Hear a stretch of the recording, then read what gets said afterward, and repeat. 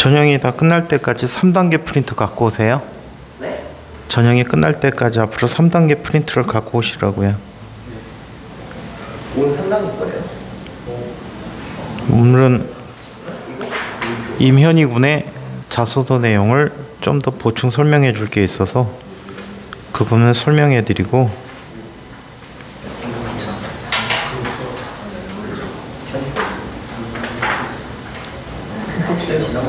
렌즈 상을 주시고 렌즈 상을 정상적으로 설명해 주시고 일단 안에서 영상까지 같은데 맞아 생각이 그러죠. 아니 생각이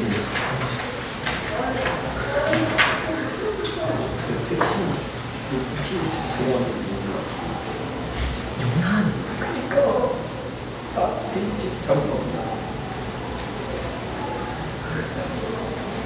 소화를 내주거나 유전력을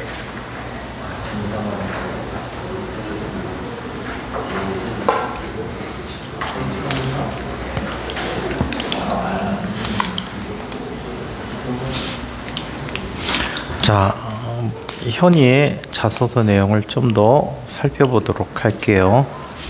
자, 현희는 자소서에 수학 파트에 반사 법칙에 대해서 썼어요.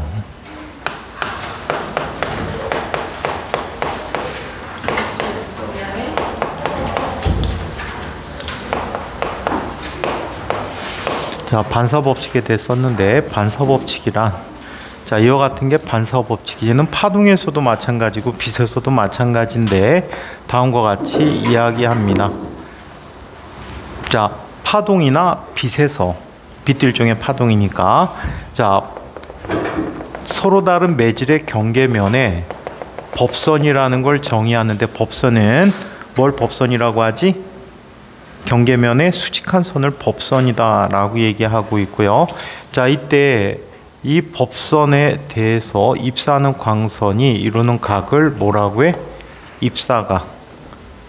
자, 그리고 반사하는 광선에 대해서 또는 반사파에 대해서 그 반사각은 반사광선과 법선이 이루는 각을 반사각이라고 하는데, 이때 다음과 같이 이야기합니다. 자, 얘는 입사광선,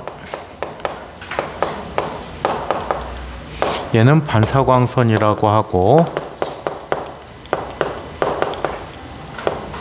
얘가 법선이 되겠지. 자, 이때 빛이나 파동에서 입사광선 또는 입사파, 그리고 법선, 그리고 반사광선 또는 반사파에 대한 진행 방향에 대한 값은, 자, 항상 한 평면에 존재하고, 한 평면에 존재한다는 거 무슨 뜻이야? 빛이 이렇게 들어와서 이렇게 가는 게 없다는 얘기야. 같은 평면 속에서 입사한 같은 평면에서 반사가 이루어지고, 이때 입사각과 반사각이 서로 같다는 법칙이죠. 그래서 질문을 나올 때 이렇게 할 수 있죠. 반사 법칙이 뭐지? 그럼 일반적으로 그냥 빛에 대해서 국한시켜서 설명할 때 입사광선, 법선, 반사광선은 모두 같은 평면에 존재하고, 이때 입사각과 반사각이 이루는 각이 같다. 자, 이것을 반사 법칙이라고 합니다. 책상을 앞으로 좀 밀어. 자, 그래서 이게 반사 법칙이라고 해요. 자, 이때 평면 거울에 의해서 나타나는 상의 특징은 어떻게 나타나지? 항상 크기가 같고 똑바로 섰다는 것은 내가 이렇게 있으면 상도 똑바로 서 있는 거야. 거꾸로 선이라는 말은 상이 뒤집어 보이는 거지. 대가리가 땅에 박히는 거지. 자, 이렇게 나타나고, 같은, 자, 똑바로 선 상태로 나타나고 같은 면상에 나타나고, 이때 중학교 교재는 좌우가 바뀌었다라고 나와. 그렇게 써도 상관은 없어. 근데 부언을 해드리는 게 좋을 것 같아. 고등학교 책을 찾아보니까 앞뒤가 바뀐으로 표현이 되어 있더라고요 라고 부언을 해주면 될 것 같아. 그래서 자, 이렇게 얘기해. 평면고리에는 상의 특징을 얘기해 보세요 라고 한다면, 자, 크기가 같은 똑바로 선, 좌우가 바뀐 또는 앞, 뒤가 바뀐 허상이 생깁니다 라고 얘기하지. 허상이라는 건 뭐야? 빛이 실제로 갈 수 없는 영역에 생기는 상이야. 거기에 있는 것처럼 보이는 거지. 오케이? 그 허상이 뭐냐? 라고 하면 실제로 빛이 진행할 수 없는 공간에 생기는 상입니다 라고 봐도 무방하단 말이야. 응? 또는 실제로 빛이 반사되거나 굴절 광선이 모이지 않은 그런 상을 이야기합니다 라고 얘기하면 돼. 원래 상이라는 것은 반사되거나 굴절된 녀석들이 모여서 생겨야 되거든. 그런데 허상의 경우에는 모이질 않아.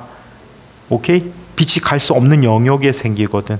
예를 들어서 거울 같은 경우에는 거울 속에 생긴다던가, 렌즈 같은 경우에는 빛이 렌즈를 통과하면 이쪽에서 상이 생겨야 되지. 근데 이쪽에 생기는 거야. 오케이? 빛이 실제 진행하지 않는 영역에 생기는 상을 허상이다 라고 얘기하는 거죠. 그래서 이런 상이 생기는데, 자, 현이는 이거를 얘기했더라고요. 자, 두 장에 유리판이 있어요. 자, 유리판이 셋다의 각을 이루고 있다라고 얘기하자. 오케이? 셋다의 각을 이룰 때 이때 나타나는 상의 수를 세보래요. 이때 상의 수는 몇 개가 나옵니까? 이때 상의 수는 이렇게 얘기해요. n이라고 하는 것은 셋다분의 360도라고 표현해주고, 단 n은 정수일 때만 이 식을 쓸 수가 있어. 오케이? 정수가 아닐 때는 직접 작도에 의해서 찾아봐야 돼. 오케이? n이 정수만 똑 떨어지는 경우에 대해 국한시켜서 얘기하는데, 이때 상의 수는 다음과 같이 얘기합니다. n이 홀수가 나왔대요. n이 홀수가 나오면 상의 수는 n개가 나타나요. 그리고 n이 짝수가 됐대요. n이 짝수가 됐다면 상의 수는 n-1개가 생긴다라고 얘기해요. 예를 들어서 90도의 각도를 이룰 경우에는 이런 식으로 나타나게 돼요. 여기 물체가 있었다라고 하자. 그러면 이 물체와 똑같은 거리에 상이 하나가 생겨요. 오케이? 자, 그리고 또 얘와 똑같은 거리에 또 하나의 상이 생기게 돼요. 그치? 그리고 모퉁이를 바라보면 이쪽에도 역시 상이 생긴다라고 해. 그래서 전체 상의 수가 몇 개가 생기지? 3개가 생긴단 말이야. 그러면 n이란 녀석이 얼마가 되는 거지? 90도분의 360도. 그러면 4가 되지. 그럼 상의 수는 짝수니까 몇 개야? 몇 개? 3개가 생긴다라고 얘기합니다. 아시겠죠? 오케이? 자, 이런 경우에는 이딴 식이야. 이 녀석에 의한 상이 생기고요.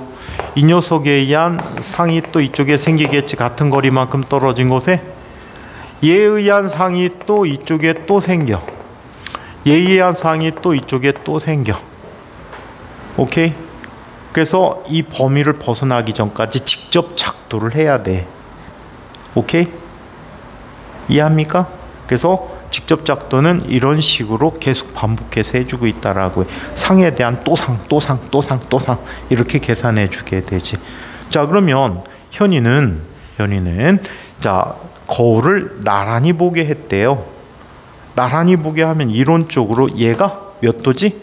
0이 돼버리면 무한대가 돼야 되겠지. 오케이? 무한대가 돼야 되는데 저 친구는 이 각도가 0은 아니고 0에 매우 근접할 때 상의 수가 유한하다라는 거를 자기 주제로 썼더라고요. 그럼 보는 방향에 따라서 그래. 이론적으로는 무한대가 나타나야 돼. 그걸 관찰할 수 없는 이유는 왜 그래? 수직하게 놓으면 왔다 갔다 할 때 내가 막혀갖고 안 보이겠지. 그래서 살짝 비스듬하게 비껴 있다 보니까 상이 쭉 나타나다가 어디선가 구할 수 없는 때가 나타날 수 있겠죠. 그렇죠?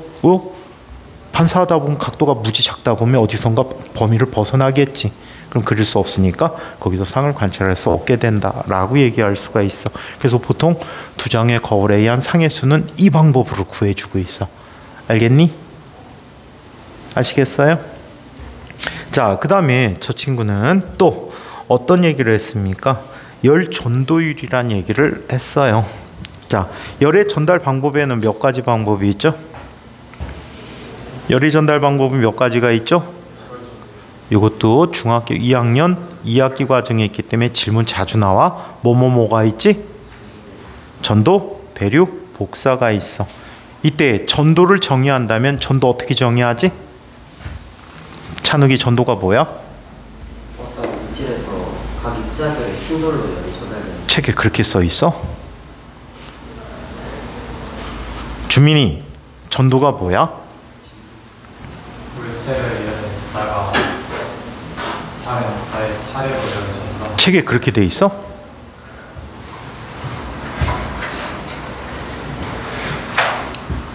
아이나 전도 뭐지?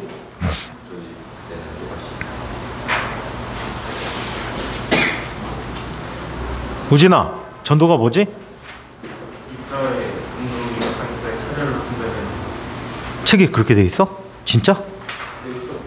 이때 차례로 전달이 이동하는. 그게 이제 고등학교 책에는 이렇게 돼 있어. 열이 물체를 따라 직접 전달되는 이동 방법이다. 그 이동하는 과정은 물체를 구성하고 있는 내부에 고체 내부에 움직일 수 있는 입자가 한정돼 있지. 누가 움직일 수 있지? 자유전자들, 물체 내 전자들이 이동하면서 다른 녀석의 다른 부분에 온도가 낮은 부분의 전자들과 충돌에 의해서 에너지가 전달되는 방식이다라고 설명을 해주셔야 돼. 그래서 기본적으로는 이렇게 대답해 주는 게 좋을 것 같아. 정리하면 열이 물체를 따라 직접 전달되지는 현상입니다.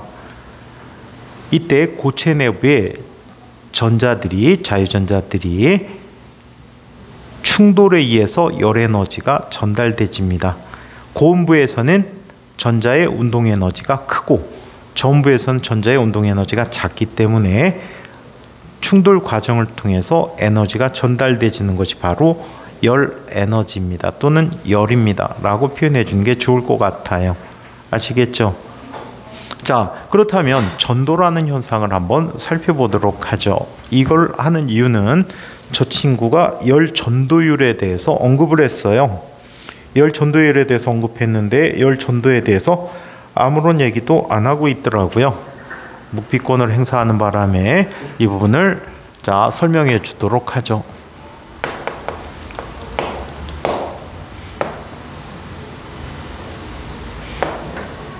자, 여기 고음부가 있어요. 고음부에 TH라고 해보자. 자, 그리고 저음부에는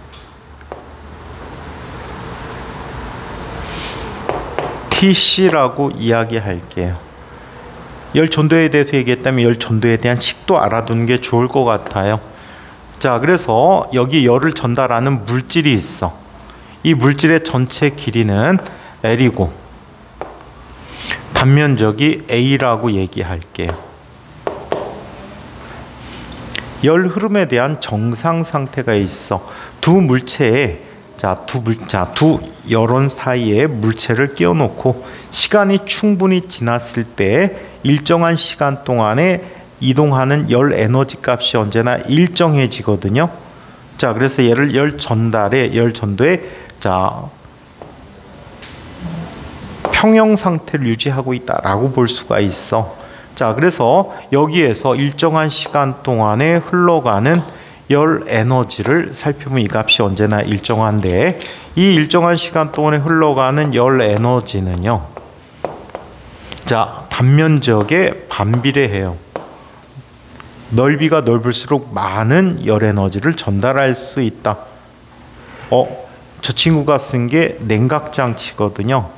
컴퓨터 CPU의 냉각장치를 얘기하는데 공기중과 접촉하는 면적이 넓으면 어때? 금세 식지. 그래서 단면적이 넓을수록 열이 많이 빠져나가게 돼요. 자, 그 다음에 자, 그 다음에 델타 T분의 델타 Q라는 녀석은 자, 이 판의 길이에 반비례하더라. 두께가 얇을수록 더 많은 열 에너지를 방출해 줄 수 있다는 얘기야. 오케이? 자, 그 다음에 델타 T분의 델타 Q라는 녀석은 두 녀석 사이의 온도 차이에 의존하고 있더라 라고 얘기해요. 오케이? 그래서 요 식을 정리해 쓰게 되면 얘는 다음과 같이 쓸 수 있다. 델타 T분의 델타 Q라는 값은 단면적에 비례하고 두께에 반비례하고, 이거는 단열 과정, 단열 쓴 사람들도 잘 봐둬야 돼. 단열 과정에서 벽이 두꺼우면 두꺼울수록 우리 방의 단열 효과가 좋아. 재료비가 많이 들겠지. 그래서 보통 여기에 단열재를 껴넣지. 단열재 의미는 좀 이따 보기로 하고, TH-TC라고 쓸 수가 있다라고 해. 오케이? 자, 이때 이 식을 완성하면 비례상수가 필요하겠지. 이 비례상수를 K라고 쓰는데 이게 바로 질문에 해당하는 열 전도율이야. 열 전도율은 물체에 따라 상당히 다를 거야. 가장 큰 영향을 주는 것은 자유전자의 수라고 볼 수 있을 것 같아. 그렇지? 열을 직접 이동한 녀석이 자유전자지. 그러다 보니까 자유전자 수가 많을 때 더 많은 열 에너지를 방출해 줄 수 있을 것 같아요. 그래서 A 곱하기 L분의 TH-TC라고 이야기한다. 그럼 현위의 실험에서는 CPU의 온도와 공기 온도가 같겠지. 일정하겠지, 이 값이. 그지? 그럼 너 실험에서 영향을 주는 것은 단면적, 재료, 그 다음에 판의 두께야. 얘네들이 변인이 되는 거야. 오케이? 그러면 조작 변이로서 이 세 개 중에 하나를 변화시키는 거야. 나머지 두 개를 가만히 고정시켜야 되겠지. 이 고정시키는 것을 통제 변인이라고 얘기해. 자, 이 변인을, 그리고 그 행위 자체는 변인 통제라고 해. 오케이? 그래서 뭐라고 표현하냐면, 여기에서 너가 실험에서는 물질을 바꿨어, 단면적을 바꿨어, 아니면 두께를 바꿨어? 물질의 종면 바꿨지? 그래서 얘는 이렇게 표현해 주면 되겠지. 자, 단면적과 두께를, 냉각판의 두께를 통제 변인하고, 변인 통제하고 조작 변인으로서 물질의 종류에 따라서 실험을 해봤다라고 설명하면 되겠지. 오케이? 물질의 종류에 따라서 이 K 값이 달라지거든. 이해해요? 자, 그래서 이게 열 전도에 관한 식이 됩니다. 그럼 효과적으로 이 물질의 종류를 바꿔가면서 빠져나간 열 에너지를 확인해 봤다라고 얘기하는 거지. 그지? 맞아요? 이해돼요? 그래서 일정한 내부 온도 유지하는 게 중요하고, 중간 과정에서 저 친구는 CPU 안에 냉각 장치에 결로 현상이 생겼대. 결로는 뭐지? 결로는 응결이 일어난 거지. 응결이 왜 일어날까? 이거는 계절에 따라 상당히 다를 거야. 가장 대표적인 게 응결이 결로라고 하는 게 어디에 생기니? 콜라를 먹으려고 캔을 갖다 꺼내놨어, 냉장고에서. 그럼 주변에 콜라가 더워서 땀을 흘리잖아. 그지? 계절에 따라 다르단 말이야. 계절에 따라 어느 계절에 가장 많은 결로 현상이 생기지? 여름철. 왜 그럴까? 습도가 높다는 것은 수증기량이 많아서. 오케이? 수증기량이 많아서, 또는 절대 습도가 높아서. 절대 습도라는 건 뭐야? 공기 1kg 속에 포함하고 있는 수증기의 그람수를 우리는 절대 습도라고 얘기하고 있지. 또는 상대 습도가 높아서. 이렇게 표현해도 큰 무리는 없을 것 같아. 오케이? 그래서 계절에 따라 나타나는 현상이라 결로가 생기는 것 어떻게? 계절에 따라 좀 다를 수가 있어. 그래서 그거는 좀 조심해야 돼. 그리고 CPU 안에서 결로가 생기는 건 사실 쉽지는 않지. 왜? 온도가 워낙 높아서. 결로가 걔가 뭐 주변 온도보다 더 낮았다는 얘기야, CPU가. 그래서 좀 탐구 과정이 말이 안 돼. 응? 결로가 생겼다는 것은 CPU 온도가 주변 온도보다 낮아야 결로가 생기잖아. 근데 CPU가 그 정도까지 무식하게 온도가 내려가진 않거든. 계속 열이 발생해. 그래서 그 부분에 대해서 선생님들이 너 탐구는 뻥이야 라고 얘기할 수 있어. 자, 그래서 이렇게 된 열 전도에 대한 거를 얘기했고요. 자, 그 다음에 저 친구가 물어보는 것은 마찰에 대한 얘기를 했어. 우리 지난번에 마찰에 대해서 간단하게 정의해 드렸지. 근데 좀 특이한 마찰을 시켜보고자 했어. 그래서 우리는 자, 현이를 위해서 두 가지 상황을 한번 제시해 보도록 할게. 어떤 과정을 했는지 한번 볼게. 일단 가장 기본적인 모형을 갖고 이야기해 보도록 하자. 자, 여기에 바닥에 마찰이 존재하는 바닥이 있어. 볼링장에 간 거야. 볼링장에 갔어. 볼링장의 앞부분을 보면 기름을 겁내 칠해놨지. 맞아요? 겁내 칠해놨어. 보통 여러분들이 볼링장에 갔을 때 기본적으로 가장 이성화시켜서 이렇게 한번 표현해 줄게. 볼링공을 그냥 아무 생각 없이 그냥 밀어서 앞쪽으로 보내줍니다. 볼링공 회전시키는 사람 있니? 던질 때? 보통 회전까지는 아니지. 애들 요즘 두 손으로 던진 애들 있잖아. 걔네들은 엄청나게 회전을 시킨단 말이야. 처음부터 회전이 엄청나게 들어가게 돼. 근데 회전을 무회전으로 시작한 경우를 한번 이야기해 볼게. 얘를 성질만 한번 살펴보도록 할게. 무회전으로 보내줘요. 그러면 처음 속도 V0가 있겠지. 그때 이 바닥과 기름이 칠해져 있긴 하지만 마찰이 작용해. 처음엔 마찰이 무지 작겠지. 근데 볼링장 레인 전체를 다 기름칠하진 않아. 3분의 2 정도까지만 기름을 칠하고 나머지는 기름을 안 칠한단 말이야. 맞아요? 그러다 보니까 그냥 쭉 미끄러져 갔어. 어느 순간까지. 그러다가 이때부터 마찰이 크게 작용하기 시작해. 마찰은 얘가 진행하는 걸 좋아해? 싫어해? 싫어하지. 그럼 어느 방향으로 작용할까? 운동 뒷방향으로 마찰이 작용하는 거야. 이때 마찰력은 무슨 마찰력일까? 미끄러지면서 가야 돼. 무슨 마찰력? 운동 마찰력이 작용해.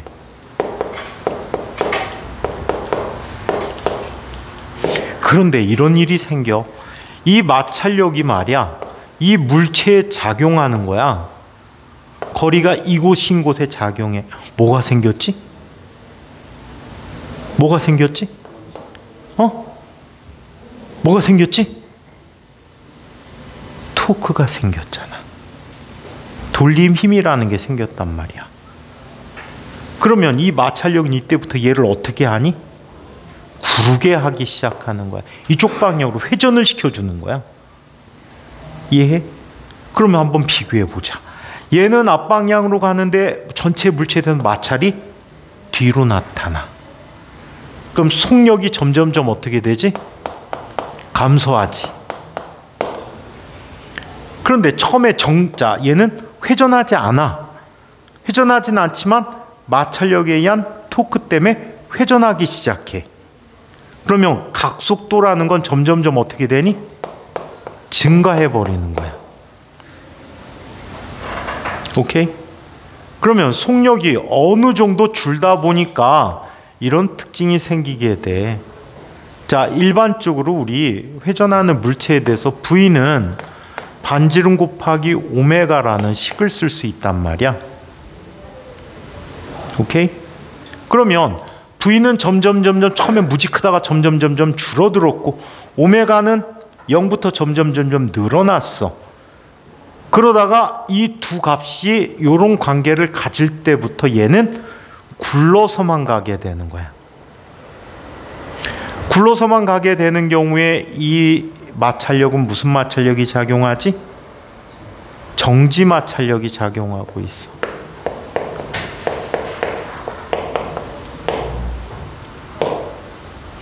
자, 이런 운동 마찰력이 작용할 때까지는 어때? 운동 에너지가 감소해. 이해해? 속력이 운동 에너지가 점점점 어때? 마찰에 의해서 속력이 줄어들면서 전체적인 운동 에너지가 감소해. 근데 이때는 정지 마찰력인 경우에는 물체가 바닥에 딱 달라붙어서 가는 거야. 뭐가 0이지? 이동거리가 0이야. 굴러서 갈 때는 마찰력에 대한 이동거리는 0이야. 그럼 굴러서만 갈 때는 그 이후부터는 에너지가 어떻게 되니? 보존이 돼. 역학적 에너지가 보존되져 버려. 오케이? 마찰력이 작용하는데 어떤 마찰력이냐에 따라서 역학적 에너지가 어찌 변한다라는 것까지 봐둬야 돼. 이후부터는 얘는 어떻게 돼? 굴러서만 가. 오케이? 굴러서만 간다라고 이야기해. 이해해요? 자, 그래서 이렇게 나타났고, 이번에는 이런 것도 한번 살펴볼까? 마찰력의 방향 때문에 해주는 거야. 굴러갈 때도 마찰력이 항상 뒷방향으로 나타나는 건 또 아니야. 자, 여기에 이런 걸 한번 보자. 연필이든 아니면 원통이든 공이든 얘를 엄청나게 빠르게 회전시켜.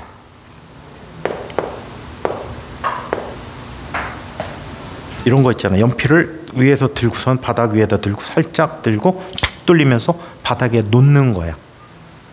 얘가 땅에 접촉하는, 바닥에 접촉하는 순간에 흙이라고 생각해봐. 흙이 어디로 튀지? 딱 떨어지는 순간에 흙은 어디로 튈까? 뒷방향으로 흙이 튀겠지. 자동차가 정지했다. 갑자기 엑셀을 확 밟는다고 생각해. 팍 돌면 밑에 있는 자갈이 어디로 튀지? 뒤로 튄단 말이야. 그러면 흙이 어느 방향으로 힘을 받았단 얘기야? 뒷방향으로 힘을 받았어. 그러면 물체는 마찰력이 어디로 작용하지? 앞쪽으로 작용한단 말이야. 이해해요? 이해해? 살펴보니까 이러네. 이 마찰력이 한 토크는 얘가 회전하는 걸 도와줘, 방해해. 하지만 이 마찰력은 물체에게 알짜힘이 앞쪽 방향으로 나타나지. 따라서 속력이 점점점 어떻게 되니? 증가하는 거야. 점점 빨라지는 거야. 반면에 이 녀석에 대한 각속도는 점점점 어떻게 되지? 회전 반대 방향의 토크를 받기 때문에 감소하게 돼. 오케이?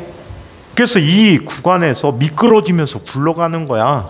자, 그러다 보니까 어느 한때가 됐더니 이런 일이 생겨버렸어. 속력이 점점 증가해서 V가 됐고, 각속도는 점점 감소해서 오메가가 됐을 때 오메가라는 값을 가질 때부터 얘는 굴러서만 가게 돼. 이때부터 작용하는 마찰력은 무슨 마찰력이야? 정지 마찰력이야.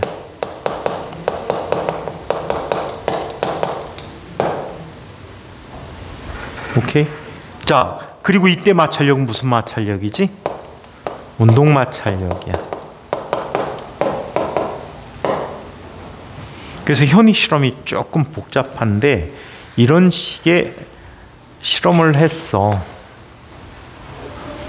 현이는 다면체를 굴릴 거야.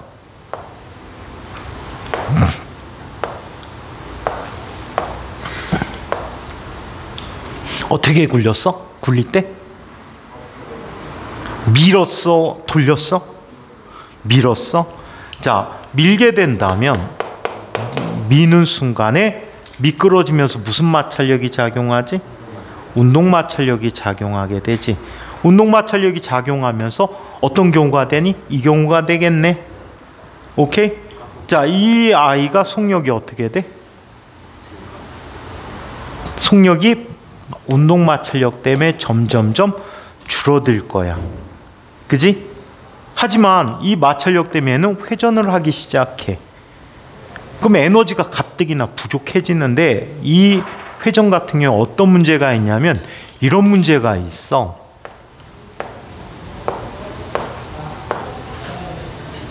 아이쿠, 잠깐만요. 어이, 복잡하다. 에이, 공연이 팔면체를 했다.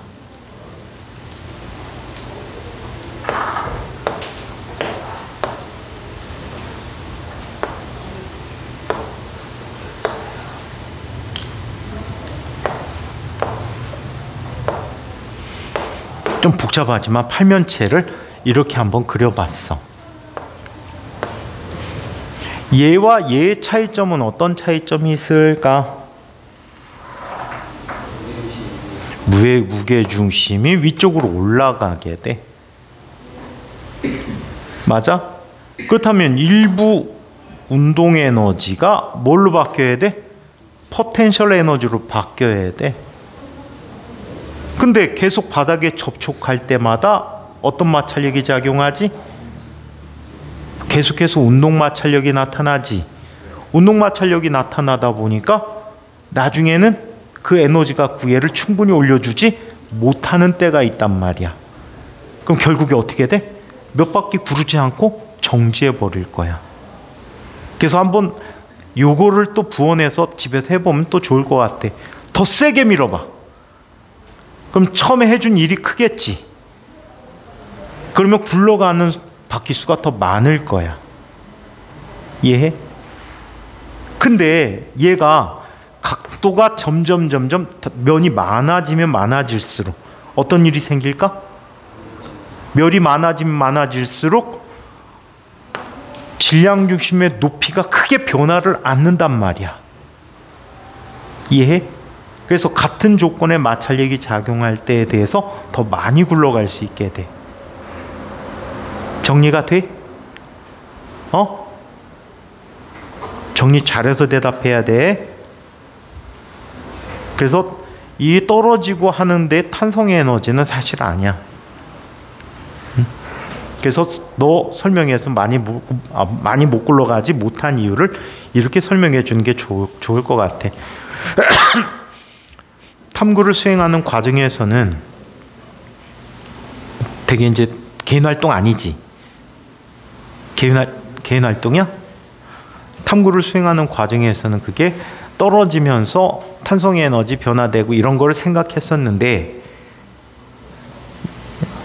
접수를 해놓고 보니까 아니면 그 나중에 공부하는 과정에서 탄성의 에너지보다는 처음에 작용한 물체에 대해서 운동 마찰력이 작용하고 그 운동 마찰력에서 운동 에너지를 잃은 상태에서 질량 중심의 높이가 그냥 무게 중심이라고 해도 상관없어. 무게 중심의 높이가 위로 올라가는 일을 해줘야만 했는데 마찰에 의해서 면이 클수록 면의 수가 많을수록 마찰에 의해서 에너지는 감소하는 반면에 질량 중심점을 올려주는 일의 크기가 더 큰데 그런 과정에서 운동 에너지가 일정하게 유지되지 못하고 일을 해주면서 급격히 감소하여 몇 바퀴 구르지 못했다라고 하고 다면체의 경우에는 엄청나게 면의 수가 많을 경우에는 어떻게? 질량 중심을 올려주는 일의 크기가 굉장히 작아지기 때문에 더 많이 굴러갈 수 있었습니다 라고 하면 될 것 같아. 질량 중심을 올려주지 못하면 거기서 멈춰버리거든. 이해됐어? 그래서 그걸 좀 정리해서 잘 대답을 해야 될 것 같아. 마찰력 공부 되죠? 과학고 내신 문제에 나올 수 있는 부분들이야. 구체적인 수치를 갖고 그 밖에는 큰 문제는 없을 것 같아. 또 자기 자소서 이해 안 되거나 좀 보완이 필요한 사람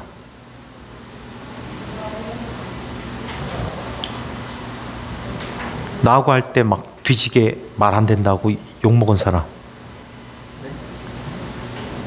없어?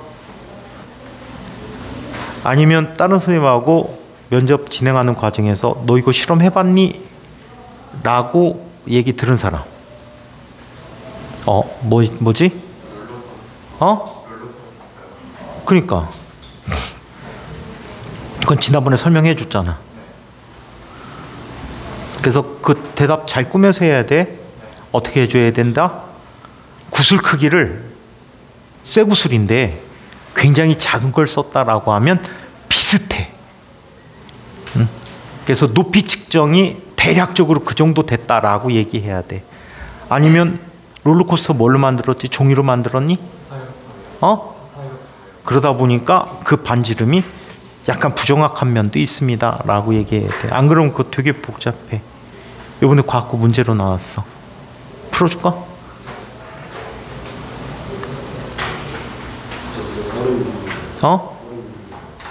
그거는 학생님하고 상의해. 나는 그 융해라. 응? 그러니까 그 실험의 의도가 좀 얼음 녹지 바보야. 녹긴 녹지. 얼음물이 아니잖아. 얼음이 물에게 열을 빼앗겨. 그래서 얼음은 녹고 물의 온도가 내려가는 거지. 둘 다 0이에요. 둘 다 0이면은 상태 변화가 없잖아.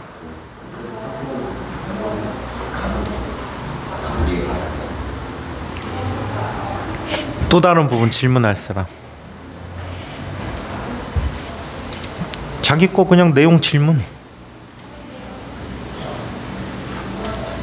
에이, 주민이 없어 이제? 넌 그 부분은 진짜 조심해서 대답해야 되고. 뭐라고? 과학생을 얘기한 게 끝나고 모래가 쌓이면요 어차피 미끄러워져서 제설 효과가 없는 거 아니냐. 그게 얼음에 의한 제동과 모래에 의한 제동이 약간 차이가 있어. 그래서 마찰력은 모래의 경우가 얼음보다는 약간 더 커. 거기에다가 너가 주장해야 될 거는 어떤 걸 주장해야 돼? 무지한 살포가 아니란 말이야. 적정 면적당 적정량을 살포하는 거지. 아니면 조금 더 두꺼운 모래를 사용하면 차가 지나갈 때 마찰 열로 아이 뻥까지 말고. 야씨, 자가려면 돌 태워갖고 사람들 뒤져. 그래서 얼음보다는 괜찮다는. 아니 그러니까 이제 주장을 할 때 무제한 살포가 아니고 그냥 아스팔트에 모래가 끼면 되게 아스팔트 구멍으로 들어가잖아. 저도 그렇게 얘기했어요. 그래서 제동 효과에는 큰 차이는 없을 것 같습니다. 얼음보다 나을 것 같습니다라고 얘기하면 될 것 같아. 그리고 눈 온다 하면 어떻게 해야 되지? 살수 쳐갖고 싹 청소해줘야 되겠지. 스며드는 게 아니고 아스팔트 밖으로 해갖고 배출해내야 되지. 근데 또 하수구 막히는 문제도 있다. 모래가 쌓이니까. 그래서 여름철에 해수욕장 가서 펜션에서 안에서 닦으면 주인한테 욕먹어. 배수구에서 쭉 내려오다 모래가 계속 식혀 내려가는 게 아니고 짠뜩 묻혀 들어가면은 모래가 그냥 배수구 안에 쌓이잖아. 그러니까 하수구가 막히는 원인이 되니까 주인이 싫어하지. 그래서 펜션 바깥쪽에 가보시면 수도가가 다 있어. 그래서 다 털고 들어가게. 요즘은 그거 있던데 칙칙이 바람 압축된 거 갖고 다 털던데. 그냥 얼마 전에 산에 갔다 뒤진 줄 알았어. 아무 생각 없이 신발 넣고 투닥했더니 얼굴로 다 튀더라고 돌이. 그래서 모래 문제는 크게 문제 없을 것 같은데. 무한현상은 식으로 못 표현해. 내가 준 논문밖에 없어. 찾아봤는데 나오는 하나도 없어. 내 논문 줬잖아 너. 어? 카톡 다시 들어오는 내가 너 프린트해서 줬어.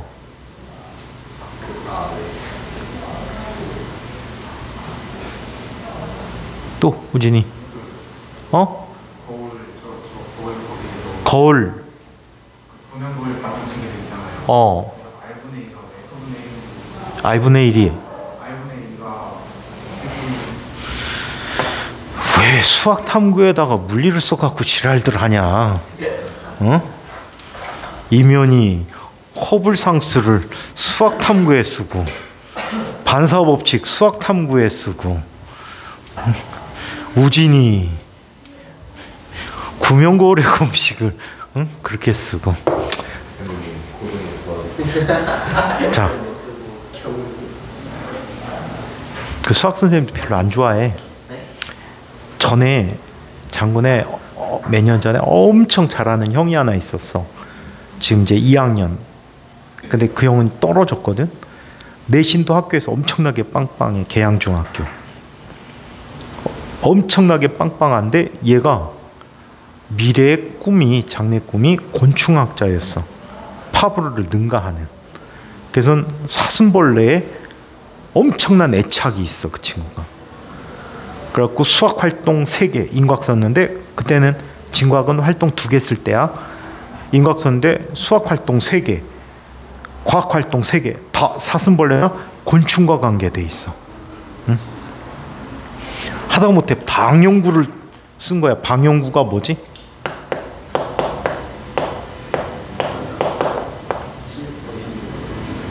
샘플링하기 위해서 어떤 생태계에, 예를 들어서 풀 같은 경우 있잖아. 어떤 공원에 놀러 가고 일정한 면적을 차지하게끔 거기에다가 이 방영구를 던져놔. 채는 아니고 격자 무늬가 돼 있는 줄판이야. 그래갖고 그거를 고정시켜 놓고 한 영역 안에 있는 개체수 같은 걸 조사할 때 쓰거든. 그거를 또 쓰고 수학 탐구야 이게. 생명 선생님 엄청나게 좋을 텐데 다른 선생님들이 별로였겠지. 떨어졌어. 걔 3차에서 떨어졌나? 3차는 이제 풀이가 잘 아니야. 그게 1단계, 2단계, 3단계 합산이야. 최종 발표가. 2단계 예배하는 3단계. 근데 보통 1단계는 거의 다 비슷하기 때문에, 그러니까 뭐 C나 B 없으면 거의 다 1단계는 다 통과하니까. 요번에 또 경쟁률이 좀 심해갖고 B까지도 어느 정도 본 것 같아, 주요 과목에서. 그 다음에 여자친구 되게 열심히 하던 친구 있잖아. 그 친구 같은 경우에는 3학년 과정 올라오기 직전인가 전학하는 바람에 한 학기 동아리 활동이 통째로 없어진 것 같아. 그러니까 전학간 학교에서 써줄 게 없어. 그전 학교도 완성시켜서 안 보냈어. 되게 학기 끝나고 완성시키니까. 그러다 보니까 이 친구가 되게 불이익을 당한 것 같아. 전 학교에서 얘기하고 받아와야 되는데, 그게 좀 불합리한 것 같아. 자, 그러면 우진이 질문을 받아주도록 하죠. 자, 구명거울에 대한 공식을 한번 확인을 한번 해보도록 하겠습니다. 여기 오목거울이 있대요. 자, 얘는 구심이 있겠지. 구심을 C라고 하자. 센터. 오케이? 센터라고 할게. 자, 이때 어떤 특정한 점에 대해서 얘는 구의 중심이니까 원에 항상 어때? 접선 방향으로 나타나겠지. 이 지름 방향이, 구에 대한 지름 방향이 무슨 방향? 법선 방향이야. 면에 수직한 방향이지. 자, 이때 여기에 물체가 있었대. 물체에서 법선으로 빛이 들어가. 그래서 반사법칙에 의해서 반사가 돼지고 있다라고 하자. 이곳에 광축과 만나는 곳에 상이 생겨. 이게 I야. 이때 입사각과 반사각이 똑같아야 돼. 셋다 셋다지. 자, 이때 요 각도는 뭐야? 알파. 요 각도는 베타. 요 각도는 감마라고 해보자. 이해해? 그렇다면 자, 여기 요 삼각형에 대해서 한번 얘기해 볼까? 요 삼각형에서 삼각형의 성질에서 알파 플러스 세타가 뭐가 되지? 알파 플러스 세타가 뭐야? 베타가 되겠지. 자, 이번에는 요 삼각형에 대해서 한번 이야기해 보자. 알파 플러스 2세타가 뭐가 되지? 감마가 되지. 자, 두 녀석을 합쳐보면 대입해주면 알파 더하기 2배의 베타 마이너스 알파라는 값이 감마네. 그래 안 그래? 자, 그러면 알파 플러스 감마는 뭐가 돼? 이 베타라고 쓸 수가 있단 말이야. 그치? 자, 이때 아주 작은 각일 때 근축광선이라고 흔히 얘기하거든. 축에 가까이 거울을 이용하게 되면 다 근축이야. 이런 관계를 갖게 돼. 자, 각도가 무지무지 작을 때 알파는 근사적으로 탄젠트 알파, 베타는 근사적으로 탄젠트 베타, 감마는 근사적으로 탄젠트 감마가 돼버려. 오케이? 자, 이때 이 점을 P, 여기를 M이라고 하면 얘는 호의 길이나 여기에 수선을 내렸을 때 이 길이나 거의 어떻게 돼? 같은 값을 갖게 될 거야. 각도가 무지 작기 때문에. 오케이? 호나 현이나 거의 같다라고 하는 것과 비슷하게 쓸 수 있단 말이야. 자, 이때 이 거리를 뭐라고 해? 물체까지 거리 A. 너 P 썼지? 어? 뭐? 너? 어떤 방식? 그냥 물체 높이를 1km에서 중심으로 하고.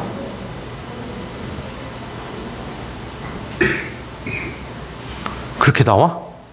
좀 이따 증명해봐. 내가 다 보여줄게. 자, 그래서 이게 너 P 썼니? PQ 썼니? 이걸 P라고 하자. 물체까지 거리. 자, 그 다음에 상까지 거리를 Q. 자, 그리고 구의 중심까지 거리를 R이라고 이야기해 볼게.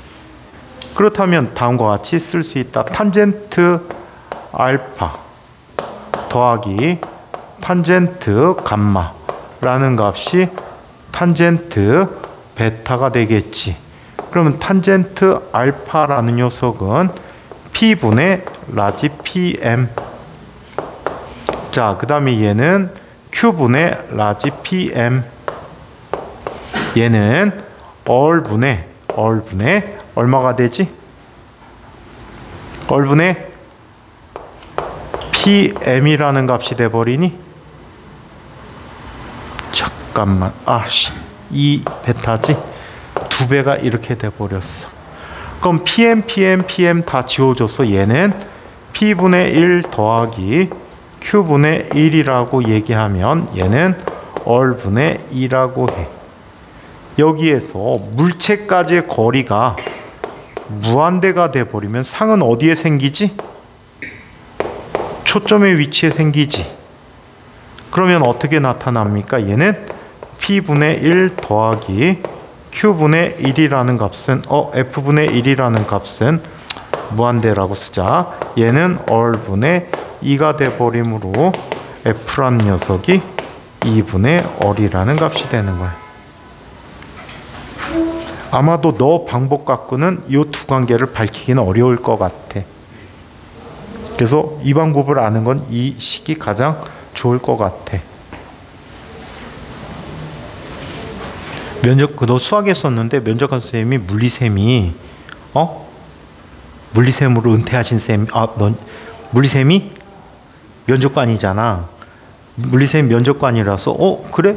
너 구명고래 공식 한번 증명해봐 라고 얘기할 수 있단 말이야. 그래서 이 방법으로 증명하는 것, 네가 했던 방법으로 설명해야 되는데 그 부분이 좀 어정쩡하지.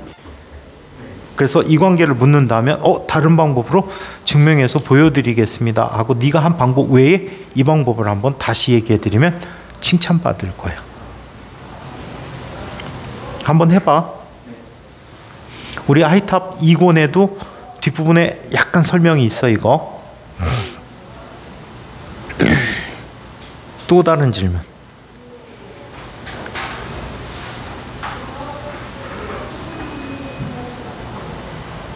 찬혁이는 없니?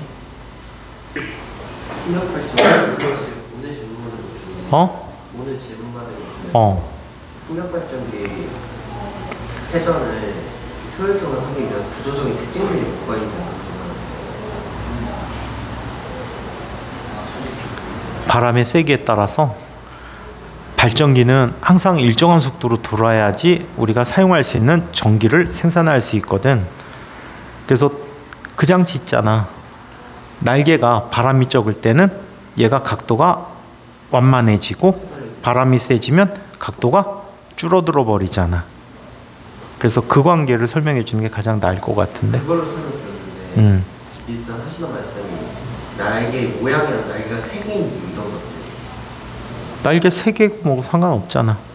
날개 세 개인 것도 실제 있는데 저쪽에 가니까 지금 서구 쪽에 가니까 서구 쪽에 그 정서진이라는 곳이 있지. 그래서 거기 알아 무슨 공원이 있어. 거기 보니까 앞쪽에 풍력 발전기 2개가 돌아가더라고. 하나는 고장나서 안 돌아가고 하나만 돌아가거든. 그게 날개 3개던데. 보통 날개 2개보단 3개짜리 많이 쓰는데. 네, 그 날개는 전부 다 새쌍인데 왜 새쌍인지 그런 거 없어요? 가장 효율적이겠지. 예를 들어서 4개다라고 하면 어때? 더 큰 힘을 받지. 회전 속도가 더 빨라지겠네. 2개면 회전 속도가 좀 느리겠지. 힘 때문에, 바람 때문에 돌아가야 되는데, 그럼 그건 인터넷 검색해도 나올 것 같은데. 풍력 발전기 날개 3개인 이유, 가장 저렴해서. 아니면 2개짜리로 하면 더 큰 힘을 받기 위해서 날개 크기가 더 커져야 된다던가 그런 문제가 있을 수 있고, 4개짜리 같은 경우에는 또 다른 문제가 있을 것 같아.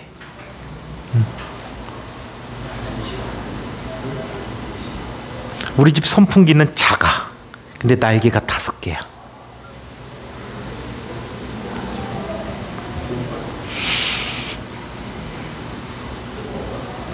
날개 수는 한번 찾아보면 나올 것 같아. 왜 3개를 쓸까? 2개도 아니고 5개도 아니고. 좋은 질문인데? 그분에 대해서 딱히 질문할 게 별로 없는데.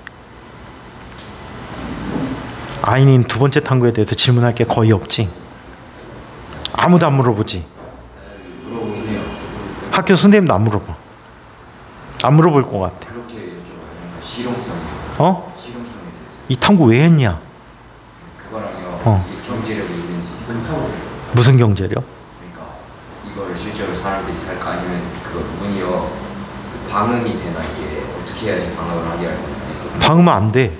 제가 생각해봤는데요. 실리콘이 가볍잖아요. 근데 그 흡착 있잖아요. 그 실리콘으로 그 가리개를 설치하면 방음 되죠. 어디다가? 그 가리개를 실리콘 가리개로 하면. 그럼 막히잖아. 네? 막히잖아. 예, 근데 가벼우니까 이게 적당히 약간 살포시 없는 느낌. 옛날 집에 가면, 개인주택에 가면 방이 꽝꽝 닫히는 게 싫어. 아니 잘 안 닫혀. 실제로 옛날 집들은 창문을 열어놓지 않은 상태에서 압력 때문에 잘 안 닫히거든. 그래갖고 어떻게 해놨냐면 이 밑쪽에 그거 아니? 이렇게 해갖고 틈을 만들어놨어. 여기 아래에 이렇게 구멍이 뚫려 있고 나무가 이렇게 보이지 않게 이제 비스듬하게 이렇게 박혀 있는 문이 있어. 어떻게 생겼는지 본 적 있어요. 그래서 그 문들은 닫아도 잘 안 닫히는 게 없어. 진짜 꽝꽝 잘 닫혀. 지금 밖에서 소리가 막 들어오는데. 아이, 소리는 다 들리지. 본 적 있어요. 본 줄 알아요. 그런 문도 옛날엔 있었어. 근데 가치가 없는 걸 썼어. 제가 그래서 그냥 단순 호기심이라고 그 왜 했니? 조교쌤들이 뭐라고 안 했어? 되게 귀찮았다 보다. 나머지 주제는 다 그럭저럭 괜찮아가지고. 괜찮진 않아. 넌 너무 쉬워. 근데 그럼 제가 설명을 잘할 수 있어요? 잘할 수 있어갖고 질문할 게 별로 없어서 넌 교과 준비를 진짜 열심히 해야 돼. 수학은 질문이 많아요. 수학은 뭐 있는데 질문이 많아? 수학이 작도하는 건데요. 정오각형 작도를 정하는 방법을 하는 거랑 각의 3등분이 작도 불능인데 제일 근접하게 하는 거랑 황금비 그래프에서 프레탈 성질 찾기 이런 거 있어요. 그건 질문할 거리가 좀 있더라고요. 또 다른 질문할 사람? 도윤이 질문할 거 없어? 내가 너 뭐 지적해줬지? 너 지적한 거 없니? 목소리가 모기 새끼 같아. 목소리는 우진이한테 좀 배워. 우진이 되게 우렁차게 잘해. 현이 쟤는 처음에 할 때는 목소리가 되게 막 굵고 좋았는데 갈수록 자신감이 없으니까 오물조물해. 옛날에 이런 선배가 있었어. 이제 면접 앞두고 이제 한번 해줄게.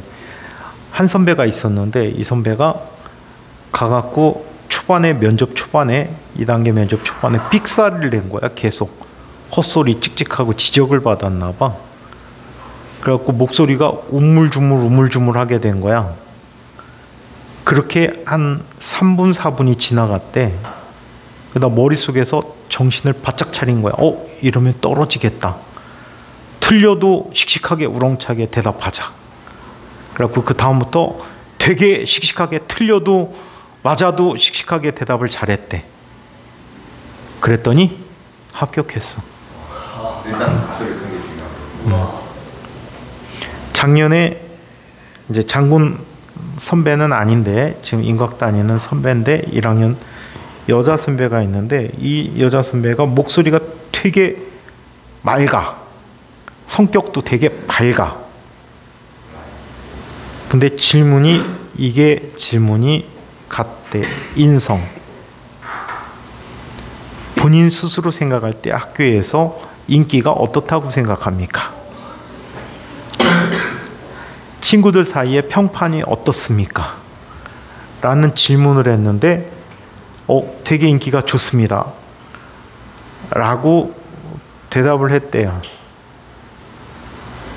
그걸 어떻게 알지?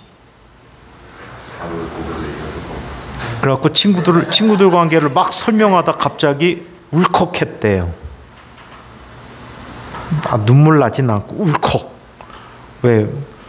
그 눈물 찬 소리로 대답을 했나 봐요. 미안했던지 붙여준 것 같아요. 근데 성격을 되게 밝게 대답하면 자기한테 이득이다. 그 인성 문제니까.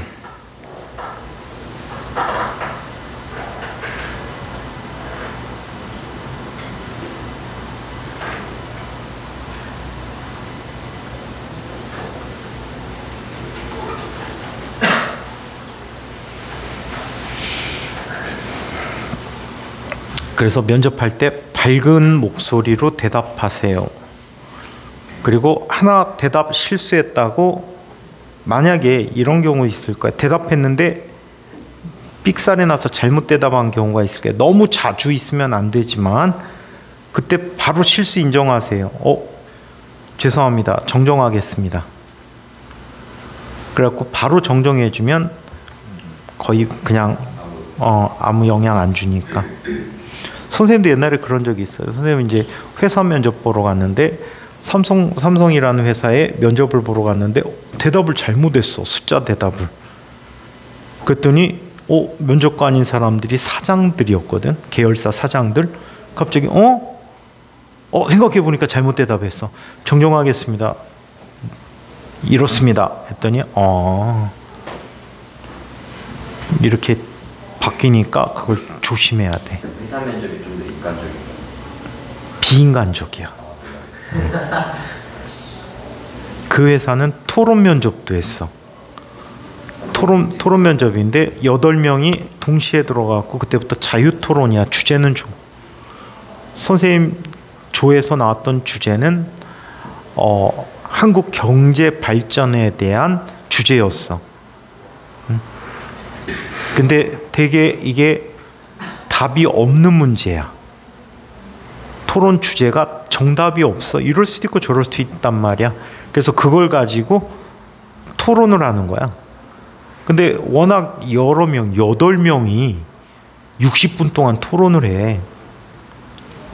근데 8명 중에 진짜 어떤 애는 한마디도 발언 안 한 애가 있어. 왜 왔지? 묵비권 행사하고 있더라고. 누가 질문도 안 하고 혼자 자기가 나서갖고 답을 해야 돼. 반면에 또 골 때린 애가 하나 나왔어. 어떤 애가 나왔냐면 8명 중에 누구도 사회자를 원하지 않거든. 스스로 자발적으로 저는 이렇게 생각합니다. 뭐 이런 식으로 계속 자발적으로 질문을 서로 이제 질문하고 대답하고 자기의 생각을 주장을 하는 건데 갑자기 MC가 생긴 거야. 응? 혼자 나오더니 자기가 MC를 봐. 근데 MC 보는 사람은 문제가 있어. 뭐가 있지? 자기 주장이 없어. 자기 주장이 없어. 그래갖고 걔는 나가리 됐지. 응? 그 조에서 가장 많이 됐는데 합격이 가장 많이 됐는데 2명 됐어. 선생님 이제 친한 놈이 있거든. 걔하고 나하고 2놈 됐어. 걔는 이제 연대 물리학과 나와갖고 둘이 이제 밖에서 막 얘기를 많이 했는데 걔 둘만 걔하고 나하고 빼고 2명 됐는데 둘이 접수 번호가 한 500번 차이나. 그 사이 500명이 떨어진 거야. 근데 너무 말을 또 꾸며서도 하지 마. 좀 전에 MC 보내는 3인 면접 시간에 같이 들어갔어. 3명 면접 시간에 같이 들어갔는데 얘가 취업 재수생인가 그래. 나이가 나보다 엄청나게 많아. 근데 다른 회사 경력이 없어. 그래서 질문자가 그때는 이제 그게 사장단 면접이구나.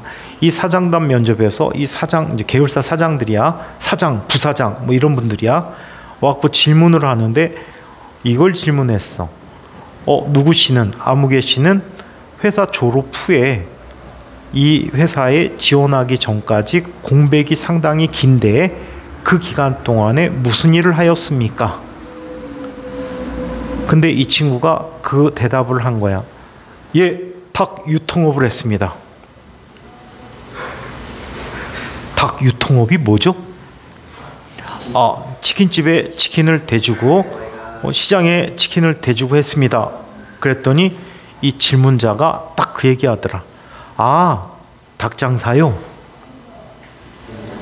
네? 네, 맞습니다. 말을 너무 꾸며서 한 거지. 너무 멋있게 보이려고도 하지 마. 자기 있는 대로의 모습을 가급적 남들이 볼 때 멋지게 봐주게끔 대답해 주면 돼. 씩씩하게. 아시겠어요? 주민이 저 긴장돼 뒤지려고 한다. 주민이 너도 면접일자 잡힌 거 아니야? 내일 모레. 우와. 현이하고 둘이 이론해. 떨리지? 긴장하지 마. 처음 질문자들한테는 주로 굉장히 꼼꼼하게 볼 거거든. 그래서 자소서 꼼꼼히 챙기고. 알겠어? 현이 같은 경우에는 2번째 탐구가 좀 이상하잖아, 그지? 그래갖고 아까 설명해 준 걸 네가 머릿속에서 잘 정리를 잘 해야 돼. 알겠지? 그래서 그 원인을 정확히 나중에 설명을 해줘야 돼. 왜 다르지요? 라고 물어보면 쓸 때까지만 해도 이렇게 생각했는데 면접 준비하면서 공부를 하다 보니까 그거보다는 이랬을 가능성이 클 것 같아서 이렇게 답변 드립니다 라고 얘기하면은 다 인정받으니까. 그거 나올 가능성이 높아. 굴러서만 갈 때 작용하는 마찰력은 뭐죠? 굴러서만 갈 때 작용하는 마찰력은 뭐죠? 미친 새끼가 저게. 정지 마찰력. 물체를 처음 구르게 했을 때 물체에 작용한 마찰력은 무엇이죠? 운동 마찰력. 그래서 너희들이 하기에는 좀 어려운 주제이기 때문에 막 세세하게 물어보기는 힘들어도 그 정도는 쉽게 물어볼 것 같아. 처음 너 손을 떠났을 때는 운동 마찰력이고 나중에 굴러서만 갈 때는 정지 마찰력이야. 정지 마찰력이 한 일은 얼마라고? 정지 마찰력이 한 일은 얼마지?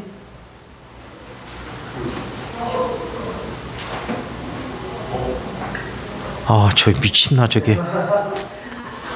아무한테나 물어봐도 다 알아. 준민아, 정지 마찰력이 한 일은 얼마지? 그렇지. 제가 또 화이트아웃 됐구나. 그 다음에 또 이런 것도 물어볼 수 있겠다. 운동 마찰력이 한 일은 누구와 같을까요?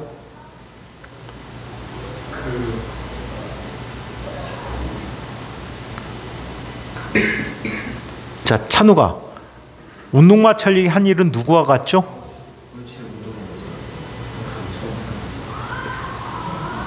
도연아, 뭐가 될까? 남의 거 생각해 주기 싫어? 하주, 뭐가 되지?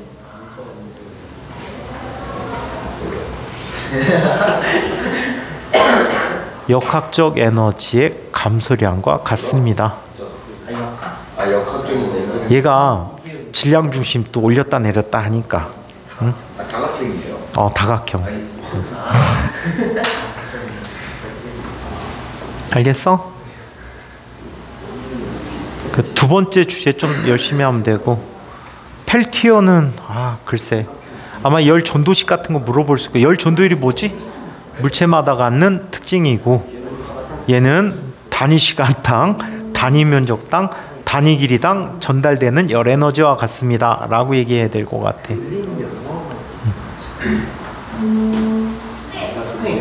네. 삼각형이요? 사면체?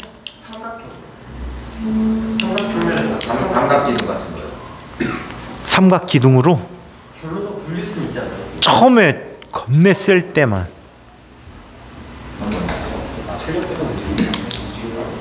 근데 굴리기는 쉽지는 않지. 굴러는 가, 실제 상황에서. 근데 금세 멈추지. 토크를 주면은 주는데 토크를 안 주면 못 떨어지지. 나머지 애들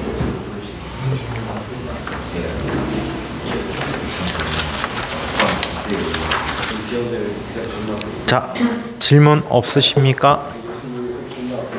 없으면 2단계 면접 철저히 준비하고, 당분간은 모르는 거 있으면 자기 주제에서 선생님한테 계속 이렇게 질문을 해.